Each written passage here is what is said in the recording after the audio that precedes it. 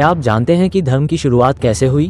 मानव इतिहास में सबसे पुरानी आध्यात्मिक प्रणाली, जिसे एनिमिज्म कहा जाता है, ने प्राचीन मानव को प्रकृति और जीवन के प्रति एक नई दृष्टि दी। एनिमिज्म वह विश्वास है जिसके अनुसार हर वस्तु, चाहे वो पेड़ हो, नदी हो, पत्थर हो या कोई जानवर, एक आत्मा या चेतना से युक्त होती है।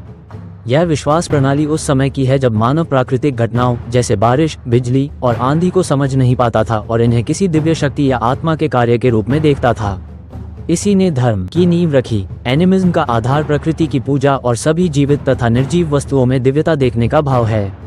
लोग मानते थे कि हर वस्तु में एक आत्मा होती है जिसे खुश रखना या उसका सम्मान करना जरूरी है। यही कारण था कि प्राचीन सभ्यताओं में अनुष्ठान और बलि का प्रचलन शुरू हुआ। साथ ही शामान या धार्मिक नेता आत्माओं से संवाद करने और समुदाय का मार्गदर्शन करने वाले व्यक्ति बन गए। ये सोच न केवल आध्यात्मिकता का प्रतीक थी, बल्कि समाज में नैतिकता और अनुशासन को भी स्थापित करती थी। आज भी एनिमिज्म के अवशेष हमारे समाज में देखे जा सकते हैं। भारत जैसे देश में नदियों, पहाड़ों और वृक्षों को पवित्र माना जाता है। गंगा नदी, तुलसी का पौधा और पीपल का पेड़ एनिमिस्टिक परंपराओं के जीवंत उदाहरण हैं।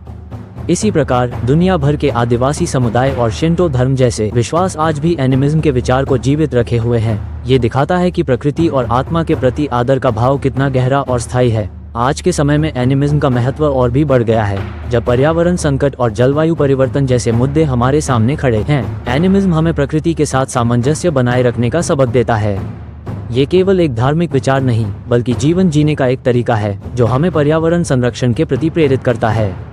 एनिमिज्म हमें याद दिलाता है कि प्रकृति के हर तत्व के साथ हमारा एक अनोखा संबंध है और इस संबंध को बनाए रखना ही मानवता का कर्तव्य है।